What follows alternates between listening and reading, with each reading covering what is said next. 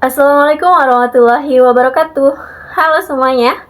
Hari ini saya akan mempresentasikan mengenai mata kuliah pengantar bisnis internasional dengan dosen pengampu Ibu Adisya Maya Andara, SPD MM.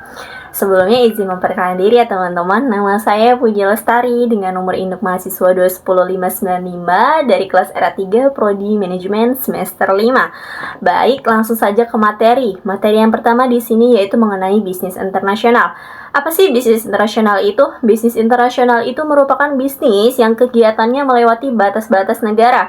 Definisi ini tidak hanya termasuk perdagangan internasional dan pemanufakturan di luar negeri, tetapi juga industri jasa yang berkembang di bidang-bidang seperti transportasi, pariwisata, perbankan, periklanan, konstruksi, perdagangan eceran, perdagangan besar, dan komunikasi massa.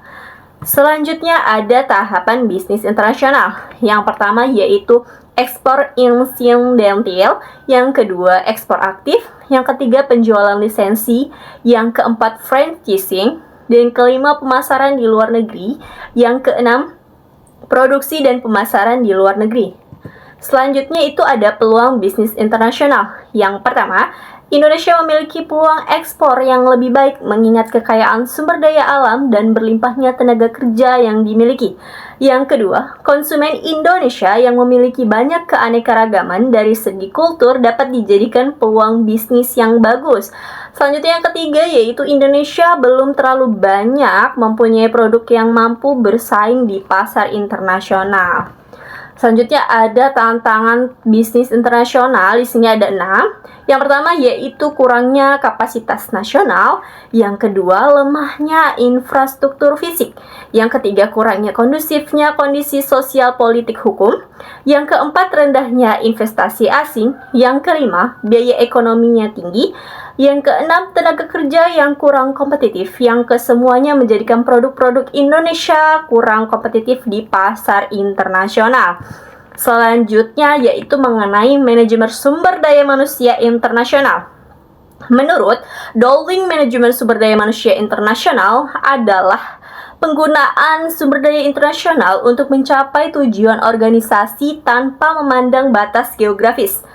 Bidang MSDM internasional dikarakteristikan oleh 3 pendekatan, yaitu yang pertama, MSDM internasional, menekankan manajemen lintas budaya atau cross-cultural management, yaitu melihat perilaku manusia dalam organisasi dari perspektif internasional. Selanjutnya yang kedua, yaitu dikembangkan dari hubungan industrial komparatif dan literatur SDM. Dan berusaha untuk menggambarkan, membandingkan, dan menganalisis sistem SDM di beberapa negara.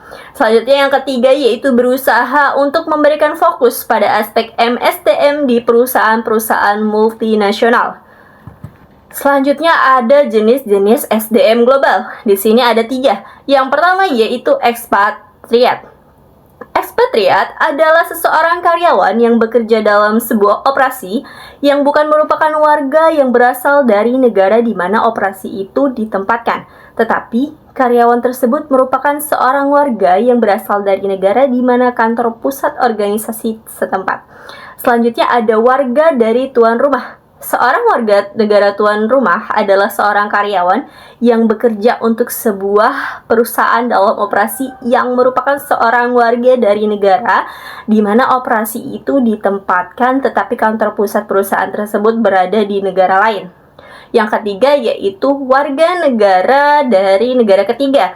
Karyawan ini adalah seorang warga dari suatu negara yang bekerja di negara kedua dan dipekerjakan oleh sebuah kantor organisasi yang di pusat negara ketiga. Selanjutnya, bagaimana sih cara memilih pegawai dalam pasar tenaga kerja global? Yaitu untuk mempekerjakan imigran bertugas itu akan tergantung ke beberapa prinsip dasar seleksinya gitu. Yang pertama itu pemilihan karyawan untuk bertugas harus mencerminkan kriteria seperti ini, yaitu kompetensi atau keahliannya di wilayah tersebut. Selanjutnya kemampuan untuk berkomunikasi secara verbal dan nonverbal di negara asing. Fleksibilitas, toleransi ambiguitas, dan kepekaan terhadap perbedaan budaya. Motivasi untuk sukses dan kenikmatan tantangan.